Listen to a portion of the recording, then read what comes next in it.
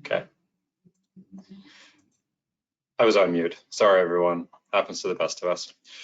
Hello, everyone, and welcome to the Canadian Electricity Association's Conversation webinar series. The Canadian Electricity Association is the voice of the electricity industry in Canada. My name is Alex Kent. I am a manager of regulatory affairs and grid infrastructure here at CEA, and I am pleased to be your host for today's webinar. The Conversation series features presentations from CEA's corporate partners and highlights a variety of Canadian and international solutions to current and future challenges faced by the industry. Working with CEA's corporate partners, these webinars have been developed to be of specific interest to those working in the electrical utility space, from generation on through to the customer. For a list of upcoming sessions, please check out CEA's website at www.electricity.ca. These webinars allow a broad national audience, yourselves, to participate at no low cost without the need to travel or invest a lot of time. We are broadcasting from Ottawa to over 25 locations across Canada today. Before we get started, there are a few housekeeping items. Our session is scheduled to run from 1 to 2 p.m. Eastern Time sharp. Questions can be asked, and we encourage you to do so as they come to mind by typing them into the chat function on your screen. They will be asked at the end of the presentation. Please set your devices to mute. A brief survey will be sent to webinar participants following the session today. We would very much appreciate your candid feedback and are interested in any topics you would like to have included in future Conversation series webinars. Please keep an eye out for future webinars and events through CEA's monthly newsletter, Current Affairs. With over 6,000 subscribers, Current Affairs is the place to go for Canadian industry news as we connect the national value chain from generation on through to the customer. If you would like to receive Current Affairs, you can subscribe for free via CEA's website. Again, that is electricity.ca. Today's topic is understanding wood pole performance and equivalent composite pole selection. The presenting corporate partner is RS Technologies. And for a brief description of the presentation, as utilities to continue to demonstrate increased demand for resilient grid hardening infrastructure, one challenge is the selection of a true wood equivalent composite pole, as many are under the misconception that composite poles deflect more than wood poles. Drawing on references from recently published second edition of the ASCE MOP 104 on FRP composite poles, this presentation quantifies actual wood pole deflection under load and how to select a serviceability equivalent covering both strength and deflection requirements for composite-based poles on a methodology referred to as the deflection premium, which is based on mean wood pole deflection values. Your presenter today is Galen Fecht, the VP Director of Technical Service and International Sales. Galen, I will now turn the webinar over to you. Thank you, Alex, and thank you to the CEA for the opportunity to present today to its members and the attendees of this webinar. Moving into the presentation without any further delay.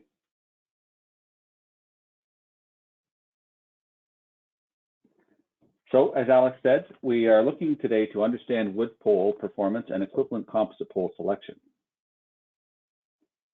Moving into a brief overview, my apologies, of the presentation, we're going to look at a history of wood poles and strength testing, the ANSI, the American National Standards Institute 05.1 wood pole values, which includes the modules of elasticity, deflection definition, so explaining what exactly deflection is for those not familiar with it, a brief introduction to composite poles, actual wood pole test results, serviceability equivalency definition, and then a deflection premium calculation. So to start, let's take a look at a brief early timeline of the electric utility industry. So way back in 1880, electricity was invented, and quickly, in the ensuing 8 years, there were about 200 centralized generation facilities. In 1891, both the Canadian Electricity Association and the International Brotherhood of Electrical Workers were founded. And a brief timeline of other notable parties in the industry, like the IEEE being founded in 1897. Okay, Alex. So the history of wood poles. They've been used at for almost 140 years in overhead electrical utility lines, and believe it or not, for over 175 years in telegraph and telephone systems. In researching the internet for this presentation, I came across the photo on the left and had a small aneurysm, I think, in taking a look at it. This, of course, is not an electrical overhead line. This is an example of a telegraph pole situation here with about 25 cross arms. Okay. And just for those familiar with the pole installation process, that's also involved a lot in the last 100 or so years. This is a photo from 1917 of the Swiss Army putting up a pole in the mountains. So getting into wood pole testing. As poles began to get more usage and more things attached to them, that led to a better understanding of the load cases, and specifically what comprises those load cases, things like span, conductor size, number of conductors, wind load, ice load, so on and so forth, and the resulting wood pole performance requirements. Along the way, full-scale bend test protocols were developed. One such example of that we're most familiar with here in North America is the ASTM D1036. And this is a test protocol for wood poles in the horizontal orientation. And this is an example that you see here, a photo of a wood pole being tested here in Canada. Okay. So how do we characterize these wood poles? So with the bend testing, that enabled the characterization of this pole product. That led to defined mean fiber strength and MOE, or modulus of elasticity, values on different wood pole species. And the resulting values are published in the ANSI 05.1 wood pole classes table here. And a class 1 wood pole, for example, needs to be able to carry a tip load or have a tip load capacity of 4,500 pounds. Okay. And so with all that testing across various wood pole species, these ANSI 05.1 specifications came into being. So as we've highlighted here, a 50-foot Western red cedar pole, to achieve a class 1 rating, if you will, needs a minimum circumference at the pole tip of 27 inches and a circumference 6 feet from the butt of the pole of 49.5 inches. And as long as a 50-foot pole meets that criteria, it is classified as being a class 1 wood pole capable of handling that 4,500 pound tip load capacity. Okay, Alex? So what exactly is deflection? Well, that's defined as the movement of the pole tip as a result of an applied load, either transverse and/or longitudinal. What you're seeing here on the slide is a finite element analysis model, and this is from Powerland Systems, or PLS software, where a pole model is built and then a load is applied. In this case, in the graphic on the right, you can see that they've applied both the transverse and the longitudinal loads, and you can see the movement of the pole tips in both of those directions. Okay. And why is deflection important? Well, for one, we need to maintain minimum ground clearance requirements, which particularly are important at things like road crossings, railway crossings, and things like that. So you have enough space underneath for vehicles and trains, et cetera. And for right-of-way border zone clearance requirements, which of course will inform your vegetation management schedules and strategies. So when these poles deflect, if you will, either longitudinally or transverse, that conductor can come closer to the ground, if you will, and swing out. And in the photo on the right there, you'll see that those are suspension insulators. If the pole tip is moving too far to one side, those suspension insulators, pardon me, can swing out even further, and the conductor can move even further into the border zone. So this is why we want to be cognizant of deflection performance. Additionally, pole deflection can also build resiliency into the line in high load situations like ice and windstorms, hurricanes, and what have you. Okay, Alex? However, there are some clearance issues that are no fault of the line designer or pole deflection, as you can see here in this dump truck incident, where looks like this fellow had the bucket up and was trying to exit the site without realizing how high he was riding. So a brief introduction into composite poles here. So composite poles are comprised of a fiber and a resin that holds it together. So the fiber is where the pole derives its strength from, and the resin is the glue, if you will, that transfers the stress to the fibers. The first installations of composite poles were over 50 years ago, and today they're used in both transmission and distribution applications up to 345 kV globally. So a bit about pole material and stiffness. So as you're probably aware, like covered in one of the first slides of the wood pole and test fixture, wood poles do deflect when a tip load is applied. Additionally, steel and concrete poles will also deflect under a tip load, not quite as much as wood, but they still do deflect. Composite poles have the highest specific strength, which is strength per unit of weight. However, they have lower stiffness than steel, concrete, and wood poles. So all things being considered, the same strength composite pole will deflect more than a wood pole with the same tip load. Now, this is what we're going to address, because composite poles can also be engineered to have higher stiffness to perform congruently or homogeneously with wood poles. Okay, so composite pole testing. Here at RS, our poles were initially tested and characterized using the same horizontal bend test methods as wood. So that would be per ASTM D1036.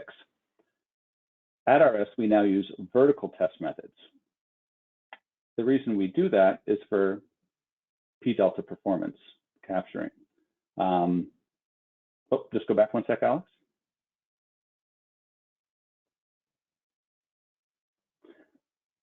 Most times, folks ask us to meet the NCO 5.1 requirements, which is essentially a strength equivalent requirement. So we'll go back to our 50-foot class 1 wood pole example. Okay.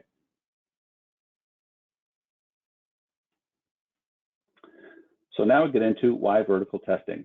So P delta effect, which I just referred to, is a second order or nonlinear effect of forces on the pole, which is to say, if you have a pole and you put a tip load on it and the pole starts to deflect, when the pole moves off its center axis, the weight of the pole will actually add to additional deflection. It's not much, but it is a component. Horizontal bend tests do not account for P delta performance, and it's only in vertical full-scale bend tests where you capture the P delta effect.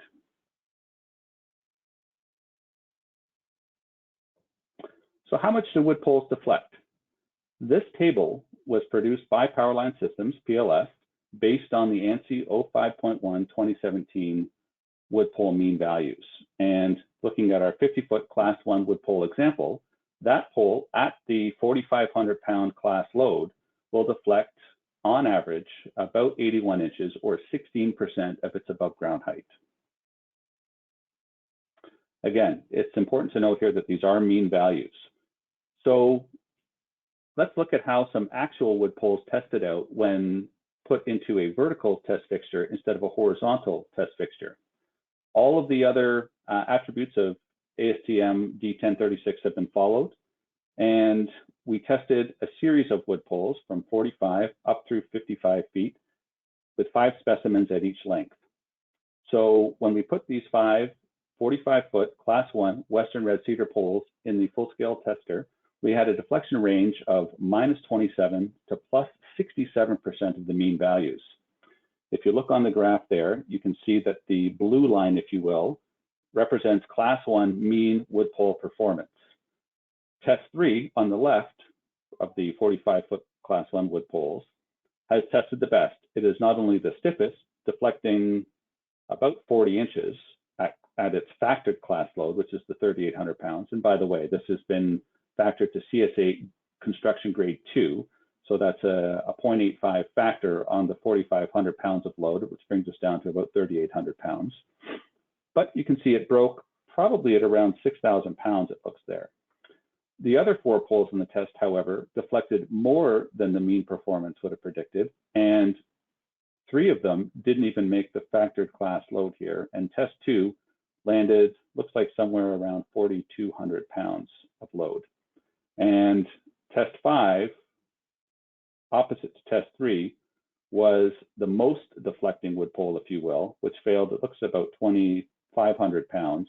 And if you carried that on through to class load, it would have been plus 67% of the mean performance value. Okay, let's take a look at the 50-foot wood poles.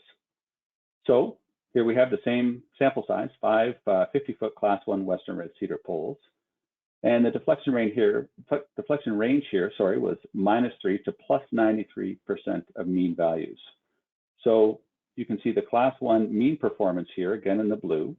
The test 5 pole very closely followed the Class 1 mean performance graph here, and that's about as close as the mean as you're going to see. Test 1, 2, 3, and 4, however, were again far to the right of the mean performance, and increasing the deflection, but also falling well short of the Class 1 factored load value. Let's take a look at the 55-foot wood poles here. So the deflection range was a little tighter here, -12 to +67. Again, you see the Class 1 mean performance line in blue. Test 3 was the stiffest of the group, but still short of the factored class load. Test 5 and 2 did make the factored class load. Test 1 and 4 did not, and Test 4 in this instance was the one responsible for the highest deflection, +67% if you carried that through to the factored class load value amount. Okay. So in wood pole equivalency, when someone asks for a 50-foot Class 1 composite pole, what they're really asking for is a strength equivalent request. So they're asking for a composite pole that will take the same load, 4,500 pounds in this case, as the wood pole. However, there is no consideration or guidance for deflection performance. But what we want to do here in the request for a strength equivalent pole is make sure that the deflection, if you will, is the same for both products. And you will achieve that so that there's no undue stress on the span ahead or the span behind the pole in question that would place undue stress on hardware, so on and so forth, or affect your minimum ground clearance or right-of-way clearance. So serviceability equivalency is just that. It includes the deflection component of a strength equivalent request. So when a composite pole manufacturer looks to supply a 50-foot Class 1 pole, for example, it will have all the necessary strength required to meet the Class 1 load application, but also deflect in a similar fashion as the wood pole would perform under the same tip load. And again, this goal is for homogeneous deflection performance between wood and composite poles in the grid. So how does composite pole testing actually compare to the wood pole testing we've observed? So here you can see a graph. Again, we'll just focus on the 50-foot Class 1 Western red cedar example. Here you see the blue Class 1 mean performance value. And we've overlaid the composite pole performance of 3 RS modular composite poles in this graph to give some comparison relative to the performance of the wood poles. Now, one standard practice in the industry is to take the Class 1 mean performance of a wood pole and use that as an absolute deflection limit for composite poles. If we were to do this in this application, we would be selecting the composite pole farthest to the left here, the grayish line, with the characters 0406-C at the end of the pole code description there. That's a module 456 pole, 50 feet long. And here you can see that it is certainly stiffer than the Class 1 mean performance of those Western red cedar poles, and also significantly stronger.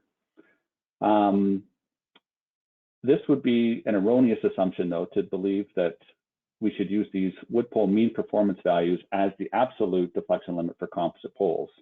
And what we're going to explore here is, in fact, using a mean performance of wood poles to inform a composite pole deflection limit, and taking a look at the performance of a 50-foot 0205 modular composite pole. Okay, Alex? So here we have two photos. The photo on the left is a 50-foot Class 1 Western red cedar pole, and the photo on the right is an 0205 50-foot RS composite pole. This is at the start of the test. These are the same test fixture, but two tests done individually, of course, and we've just taken the screen captures from the test videos to compare the load and the deflection performance of both poles. So let's go to 25% of class load, which is about 900 pounds. So in this instance, we've got the wood pole here on the left, and in the red text on the bottom, you can see that the tip deflection is about 26 inches, or about 5% of the pole's above ground height. And the ANSI 05.1 mean value is about 17.1 inches. So about 2/3, if you will, of the observed deflection of that wood pole at 25% of the class 1 load. The RS composite pole on the right, again, same load, is deflecting about 17.1 inches, which is actually right in line with the ANSI predicted values of wood poles, or about 3% of its above ground height. Okay, Alex? Now we've got about 1,900 pounds of load, or 50% of the class 1 load, and the wood pole you can see is a tip deflection of about 51 inches. So trending, again, about 1/3 or so higher than the ANSI predicted values, and that's equal to about 10% of the pole's above ground height. And over on the right, we have the RS composite pole that has a, again, tip deflection of 34.1 inches, or just below the mean ANSI value deflection values. And the deflection of above ground height, is 7%. Okay. So here we are at 75% of class 1 load, or just shy of 2,900 pounds. And the tip deflection is 77 inches on the Western Red Cedar pole, which is about 50% more than the predicted ANSI value of 51 inches, and that's 15% of its above ground height. And on the right, the RS composite pole, we have it about 51 inches. So again, trending just along that ANSI mean value line, and that's 10% of that composite pole's above ground height. Now the next one is not 100% of load. It is 86.4% of class 1 load, and this is where this pole started to break. Now, just for reference, this Western Red Cedar class 1 pole is test 2 of the poles, which is sort of in the middle cluster, if you will, of the wood poles that were sampled in that sample set of 5. The tip deflection here is about 90 inches, almost, well, exactly 50% more than the predicted ANSI values of 60 inches. And that represents an above ground height percentage of 17. Over on the right, the RS composite pole, tip deflection is 59 inches, so right in line again with the ANSI predicted values, and that's 11% of its above ground height. And here we have the last shot of the wood pole on the left just before it failed. So failure load was about 3,600 pounds, or 94% of the class 1 load. And again, the deflection is still about the same as the previous slide, so 90 inches, give or take. And the ANSI 05.1 deflection predicted value is about 65 inches. So you're about 25% higher deflection there. And the RS composite pole over on the right at, again, 94% of class 1 load is deflecting just lower than the ANSI predicted value for wood. And the percentage of AGH, or above ground height, is 12%. And just before we go to the next slide, Alex, I should say that it's quite typical for us to, in the composite pole world at least, to speak to deflection as a percentage of the above ground height. So that's typically how we refer to these deflection performance values relative to other pole materials. Okay, we'll go to the next slide. And here we have at actual factored class 1 load per CSA grade 2 construction. And the tip deflection is 68.3 inches, which is 13%. So right about on trend again with what the mean value is of the ANSI 05.1 predicted values. And what we see here, typically the published values of the RS composite pole performances are higher than the actual performance. So you're seeing a little bit more conservative deflection performance here than what was published in the tables, which is typical throughout the range. Okay, we'll go to the next slide. And this is the last shot of the composite pole before it failed at just shy of 9,900 pounds of tip load, which is about 2.6 times the class 1 factored load. And at this, high load, the tip deflection was 177 inches of the composite pole, and the above ground height deflection percentage was 34. So where does this take us? This takes us to deflection premium. Now, I'm going to do my best not to read directly here, but a lot of information to unpack. So the ANSIO 5.1 wood pole metrics are mean performance values and not absolute. Actual class 1 Western red cedar the deflection performance range that we observed in testing was -27 up to +93% of predicted mean values. So as a result of this, we know that mean wood pole values need to inform composite pole deflection limits, but not in fact be absolute limits. Considering the observed wood pole performance, a 30% deflection premium on the mean wood pole deflection value is acceptable based on the tighter coefficient of variation, or COV, of an engineered product. Of course, the bell curve distribution of strength and stiffness of wood poles will be much greater because it's a natural product. With a composite pole deflection limit of 30%, there will still be wood poles in the population that will deflect more than that composite pole will. And this is mainly, again, just so everyone is aware, applicable to tangent self-supporting poles. On guide poles where you're at an angle or a dead end, those guys will restrict that pole tip movement. And so deflection isn't an issue at that point. Okay, Alex? So looking at a deflection premium calculation, if it's predicted, just for easy math, that a wood pole would deflect 15% if it's above ground height at class load, and we're targeting a deflection premium of 30%, we would take 30% of 15%, which is 4.5%, and we would add those two together to result in a absolute deflection value limit of a composite pole at class load of 19.5%, compared to the 15% that would be the mean performance value of wood. So there again, you're getting most of the wood pole performance still within that cluster. There will be a sample of the wood pole population that falls still well outside of that 19.5% of above ground height deflection performance. But by limiting the composite pole deflection limit to this 30% premium as an example, we do achieve the goal of homogeneous grid performance, and those two poles, the wood and the composite pole, will deflect or perform similarly as best as can be pre-engineered under the same tip load. So in conclusion, just a few points here. Because they are a natural product, wood poles have a large coefficient of variation compared to a tighter coefficient of variation for an engineered composite pole. When testing, poles oriented vertically will deflect more than those oriented horizontally because of the P delta effect, which is a very important component. And ultimately, the vertical testing is representative of how the pole is installed in the field and a much better predictor of actual pole performance when a tip load is applied. Using mean wood pole deflection values as absolute deflection limits for composite poles does not achieve homogeneous grid performance. Instead, we look to establishing serviceability equivalency with a deflection premium.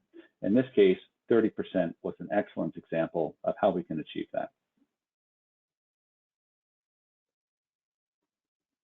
And that's it for us. Thank you for the opportunity to present, and we welcome any questions at this time, Alex.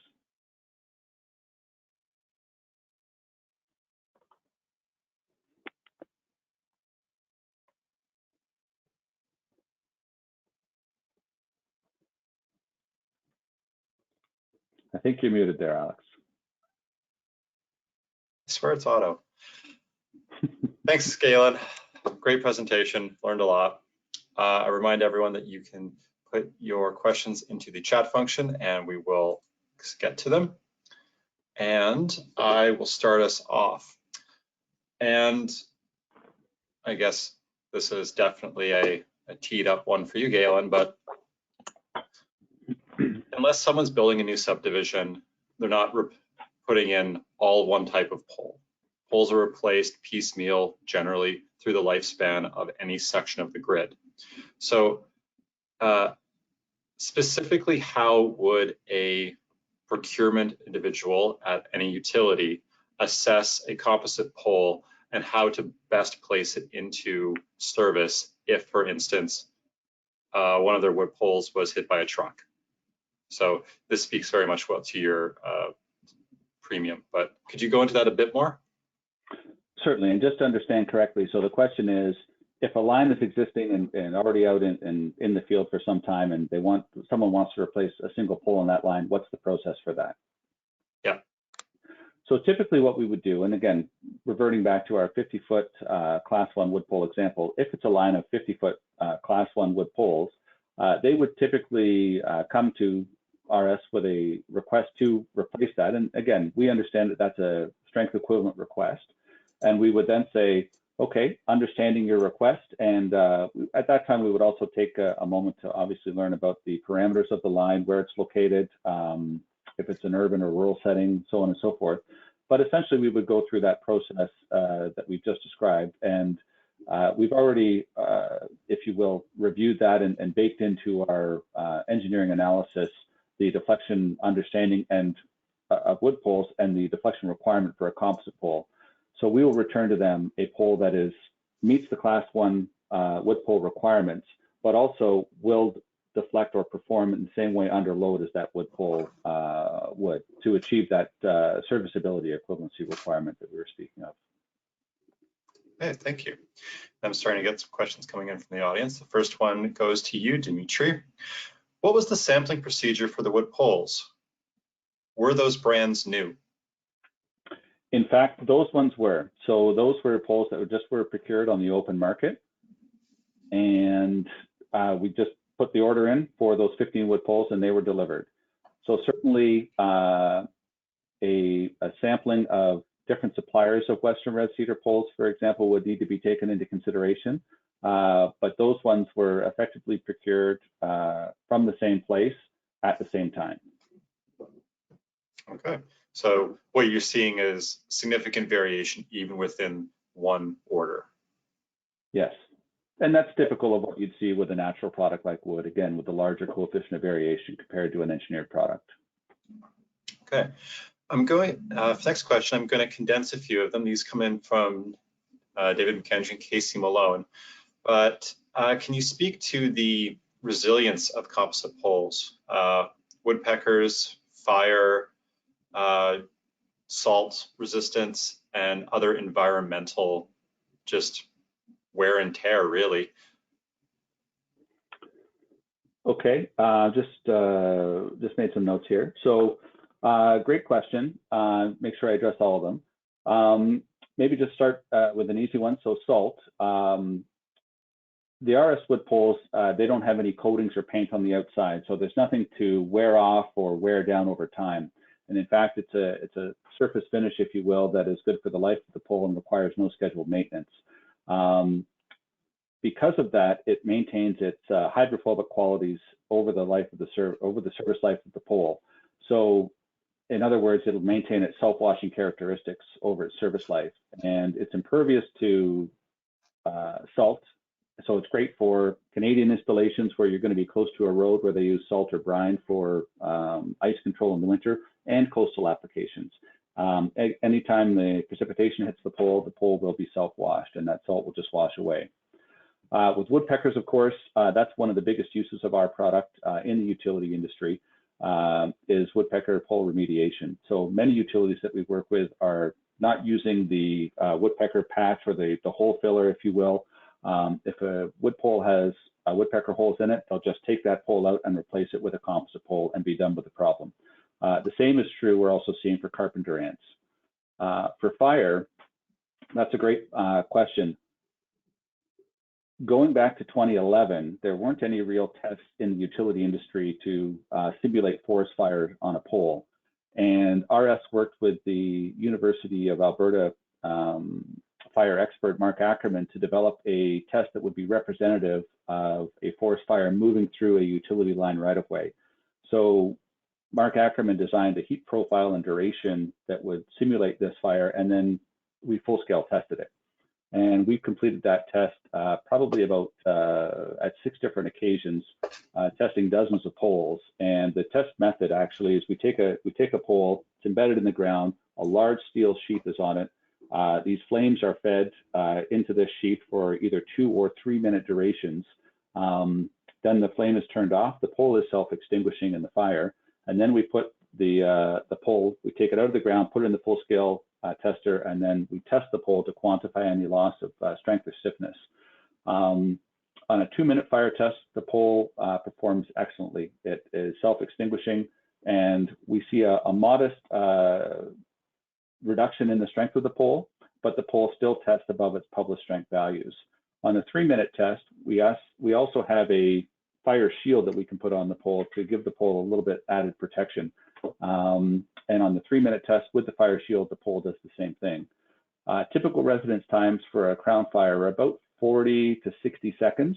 So that 3-minute test is really an extreme test. And we have seen all those utilities that are on the West Coast that are affected by all the fires that we're seeing the smoke of here, even in Ontario, have transitioned to composite poles to mitigate the risk of fire to the wood pole grid. So slowly but surely, many of these wood poles are being changed out for composite poles. Okay. Getting a lot of questions. You definitely have an engaged audience. I'm going to synthesize a few more together. These ones come from Elaine and Brian. Are composite poles suitable for floodplain installation? Specifically, are there any environmental concerns with whatever chemicals are in the wood poles for installation near water? So that's been another area where a lot of utilities have used our product, are in sensitive environmental areas like wetlands, floodplains, swamps, where there's a lot of life that can be harmed by dangerous chemicals. Creosote, etc. So on and so forth, exactly. So composite poles are inert. So basically, I've got a piece of the pole here. So nothing comes out of that pole. So it's the best solution, if you will, to be able to be used in those environmentally sensitive areas, not only because nothing leaches out of this pole, but for two other reasons. One is because it has its hydrophobic qualities, the water can't get into it, so it'll last a long time, but also because of its weight. At about 1/3 the weight of a wood pole or 1/10 the weight of a concrete pole, for example, the environmental footprint of the equipment that is needed to install these poles in those environmentally sensitive areas, it's much less. So your resulting impact through the installation process is also lower than you would with a heavier pole product, if you will. Okay. And now I'm seeing a couple questions come in where we're getting into the brass tacks, so to speak. What is the cost difference between a composite and wood pole? And to also synthesize in some other questions that speak to the same, what is the expected lifespan of each? And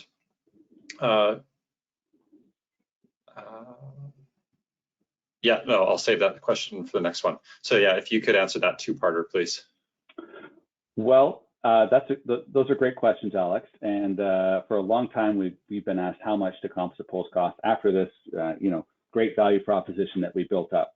And it's safe to say, and this might catch some people by surprise, that composite poles will be more expensive than wood, steel, or concrete poles. In comparison with wood, they'll typically be about 3 to 5 times the cost of a wood pole. The 5x factor would be on a smaller pole, say 30 to 40 feet, and then as that length gets larger or taller, that delta, the price delta, diminishes. However, material cost or purchase price is one component of an installation. And if you look forward, it's where that pole is used that determines the total installed cost and the overall life cycle cost. So just some quick examples. People use our products in 3 different applications. One is where other poles don't last as long as they should, okay? On average, our pole will last for 80 years. And we have the UV exposure data, if you will, per ASTM G154 to back that up, and that's where the service life has been established. If you've got woodpecker issues, it's not uncommon for a wood pole to be replaced and there to be a dozen new woodpecker holes in that pole a week later. What we're seeing for larger utilities, the cost to replace a pole can be anywhere from $10,000 to $20,000 for, let's say, a $500 wood pole. So that's a lot of cost on just an inexpensive wood pole. So in that example, let's say it's a smaller 40-foot pole and our pole costs $2,500 or 5x the $500 cost. In that example, it'll be, and let's just use for easy math, $10,000 as a replacement cost. Our pole will be $12,000 to replace versus the $10,000. But that pole, you'll know and have confidence in the fact that a woodpecker is not going to damage or force the replacement of that pole in the next 80 years. It's not uncommon. In fact, we've been on situations where we've replaced wood poles that have been, on average, replaced every 3 years. So in a 15-year period, this one particular installation we were on, that wood pole had been replaced 5 times. So that's $50,000 in a 15-year period that would just continue in perpetuity, presumably, unless something different was done. And in this instance, the difference was they used a composite pole, and so they spent $12,000, and then they're done with it now for 80 years. The other place where people use our poles is where, if there is such a thing as average installation cost, the installation cost is higher than average. So when you start going off-road by 10 or 20 kilometers or into the swamps or up in the mountains or what have you, installation costs incrementally increases. So we've done projects where it's about $70,000 to replace an H-frame structure at 230 kV. We can save a substantial amount of money. Our particular product, we can make a pole, but it's modular, so it can nest. So all of these pieces can nest down into a compact, lightweight bundle that can be flown into site or moved into site with a tracked vehicle that much easier. So the farther you get off-road with the installation, the more competitive the installation cost becomes, and the composite pole will typically end up paying for itself and more compared to the heavier weight incumbents like wood, steel, and concrete poles. Cool, thank you, Galen. And I still see a few more questions coming in, but I still see lots of audience members who haven't asked questions, so please, I encourage you all to put some questions forward. I'm going to jump in here with one of my own. This is from some of my own experience in the industry and working on transmission lines.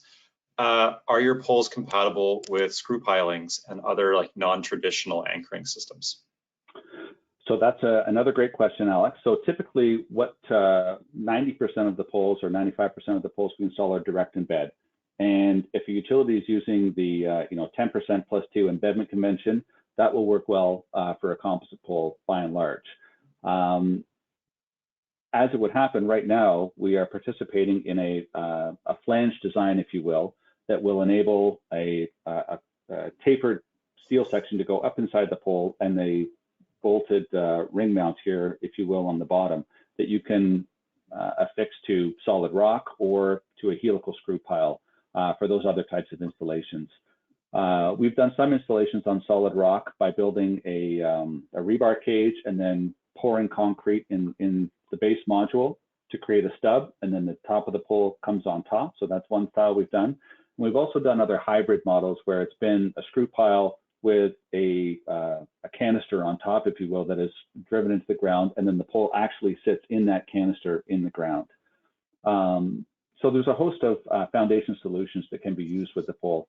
Even Hydro One, for example, has this solution called a Macy pot, which is essentially a big steel bucket that the base of the pole would sit in, and then the pole is just guide as a temporary installation.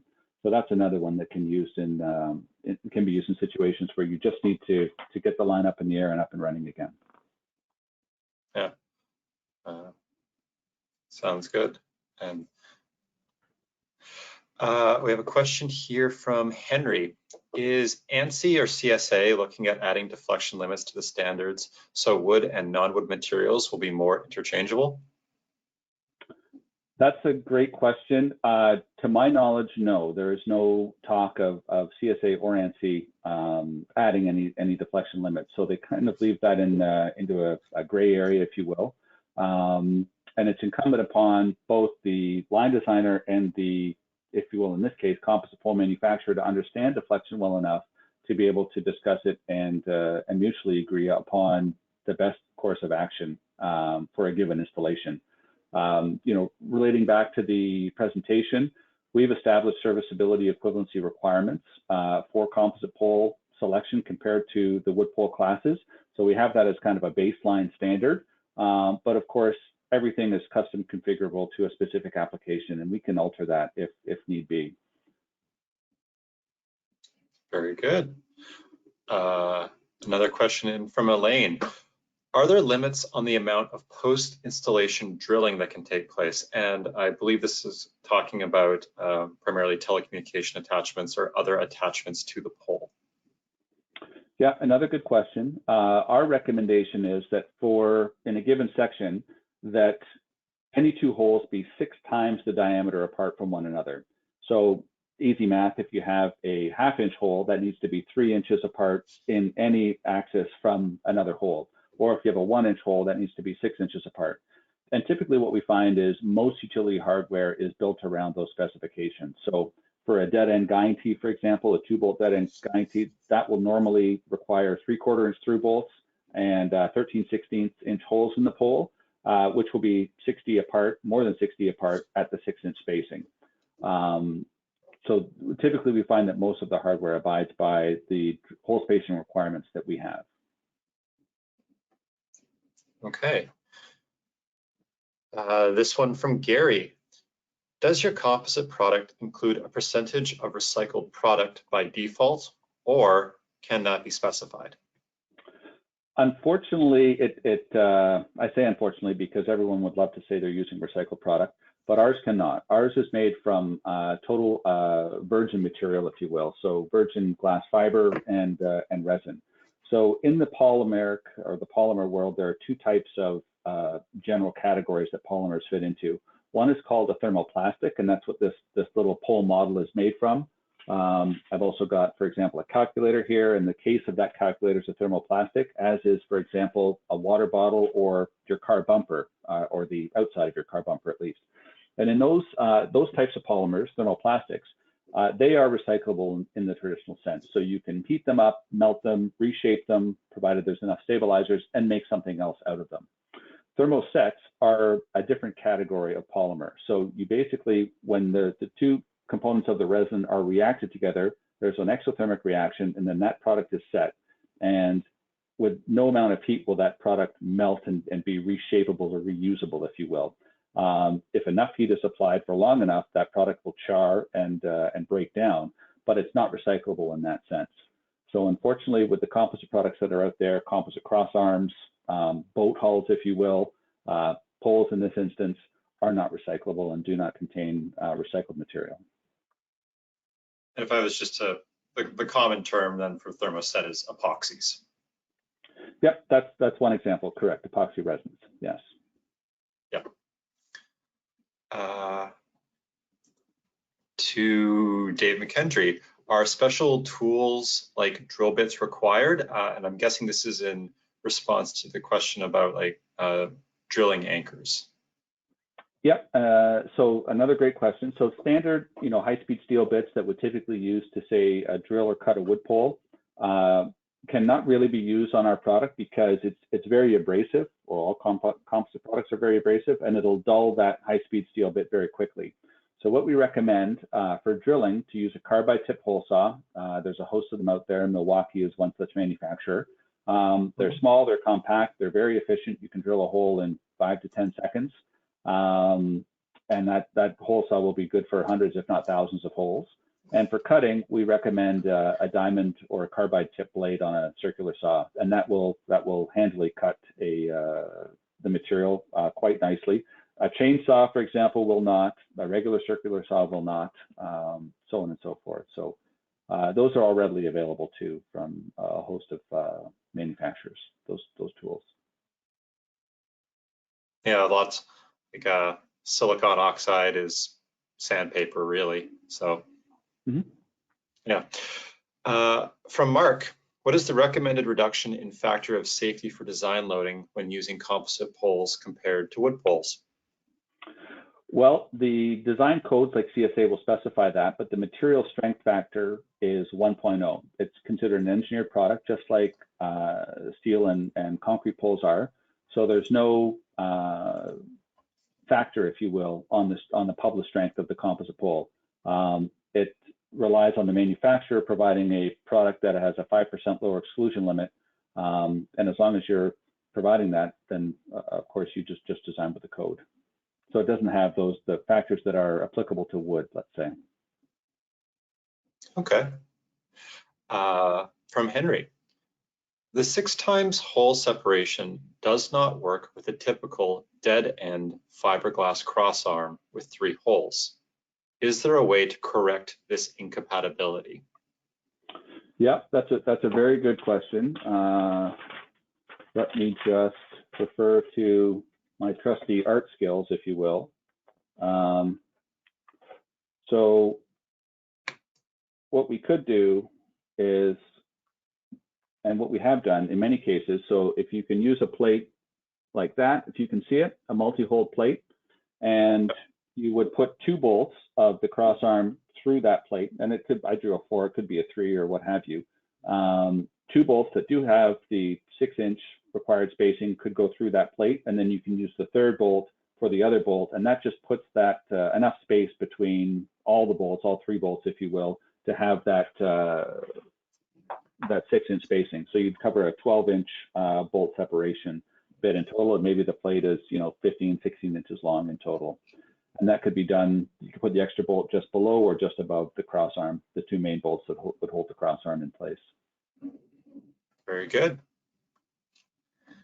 I think you've touched on this already, but how does the weight compare between wood and composite?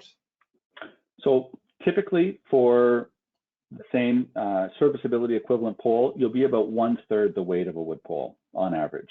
And that'll vary wildly, of course. If the wood pole is brand new and wet, that'll be heavier, so it'll be less than 1/3. As the wood pole dries out and the moisture content reduces, on average, it's about 30% to 35% of what a wood pole would be. And that's about also about half of what a steel pole would be, an equivalent steel pole, and about 1/10 of what an equivalent concrete pole would be for weight. And I'll just build on that question. Does that translate into any cost savings for installation for helicopter-assisted installations? Yeah, that's one thing. So getting back to the cost of installation, if you have a remote install up in the mountains or off-road, and that you would otherwise have to build a road to or lay down 2 miles of swamp matting to get to, most people don't associate the use of helicopters with cost savings. But in those types of installations, the weight of a composite pole can actually facilitate that. So drawing on two examples, one of which is relevant here. There's a Canadian utility that uses an A-Star B-13 helicopter that has a lift capacity of about 2,200 pounds. A 90-foot Class 2 composite pole weighs about 1,900 pounds. So they can lift a single 90-foot pole in with this rather small helicopter and place that pole. So you're not building a road, you're not having to go in, and you can set that pole literally, once the hole is dug and in place, you can set that pole in about 2 minutes. There was a project that we were involved with over in Scotland where it was 140 structures. These were 90, 95-foot H-frame structures that were very heavy because they had a lot of steel cross arms on them. The terrain in Scotland is challenging to say the least. And this helicopter installed these 140 structures. Mind you, all the foundations had been preset or pre-dug and sleeved, so the poles could just be dropped in. But they set 140 H-frame structures in 3 days, which was pretty good. Yeah. So yeah, when it comes to the weight, that does facilitate the use of helicopters. And again, there are some utilities that are using helicopters and some that are not. But certainly with a 2 or 3 minute installation time, it can really cut down on the time and the cost compared to traditional construction methods for sure.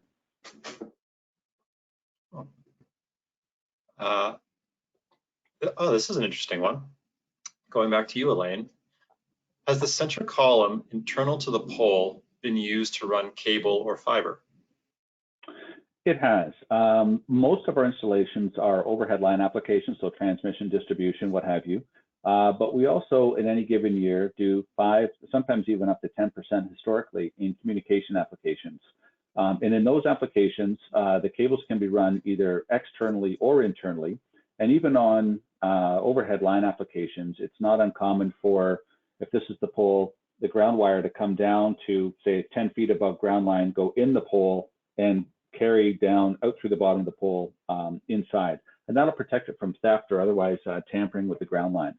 But yes, for communication applications, that is where we see most of the internal cable runs.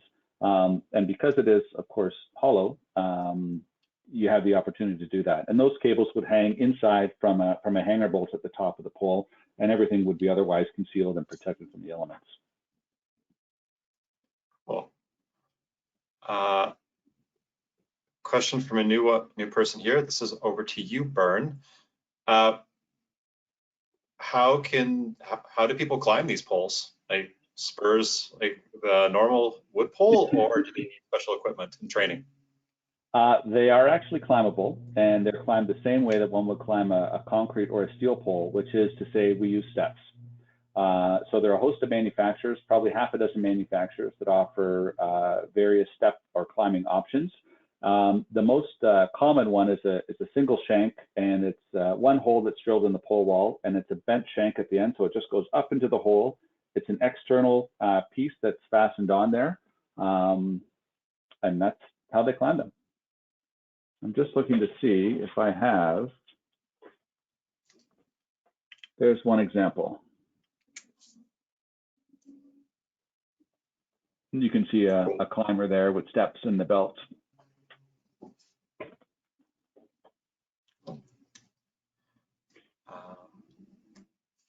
One quick question before I have somewhat of a canned one to see you off.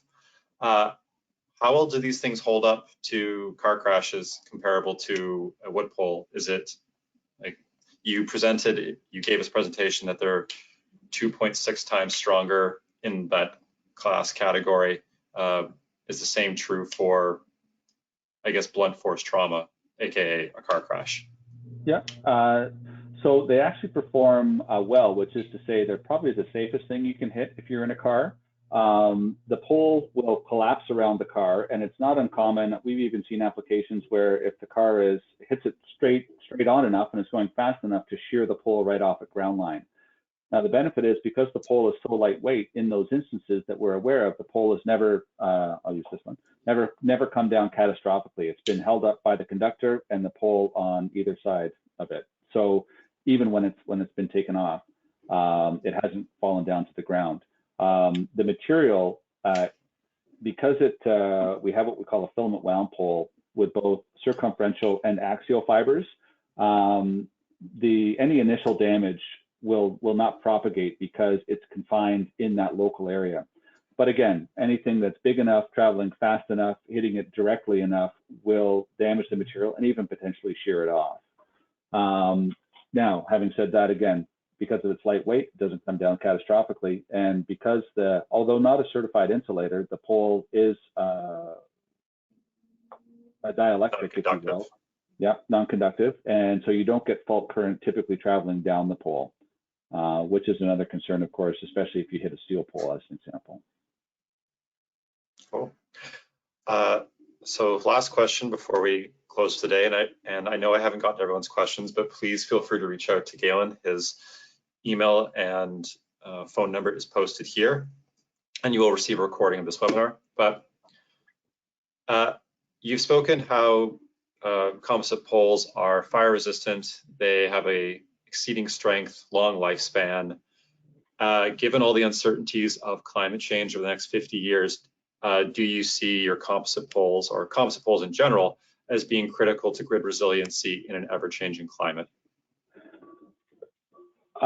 We certainly have that opinion. Going back to the price, we appreciate that it does cost more than wood. On a total installed cost basis, you're only 20–25% more than a wood pole, but we still appreciate that that's still a bump over what standard budgets are. Certainly, we recognize that composite poles aren't going to replace every wood pole that's out there. But in terms of a strategy specifically designed around grid hardening and resiliency, composite poles are a vital component of that. And I think that, in reality, every electrical line is important, but if utilities can apply composite poles as a more resilient, longer lasting grid hardening component, they can do so strategically on these strategic, maybe radial lines as an example. Where we see a lot of folks using them is on high value equipment structures. So where you have, switches and whatnot, transformer banks, anything like that where you've got high value equipment, better to use a resilient composite pole versus a wood pole that might be on the lower end of that those wood pole performance values. And certainly in applications where you're looking for a non-conductive product, let's say we've done an installation where we did the utility needed a non-conductive pole because it was in a gas pipeline shared right of way, so they couldn't have a conductive option. So in those types of applications, absolutely, it's a spot to use composite poles as part of the overall strategy. Cool. Thank you, Galen, and thank you to everyone who took time out of your day to attend this webinar. I remind you that you can see past webinars. That information was posted to the chat, and you can see upcoming webinars by going to www.electricity.ca, the news and events section of our website. Thank you, everyone, again for your time, and thank you, Galen, for teaching us more about composite poles. Have a great day, everyone. Thank you, Alex.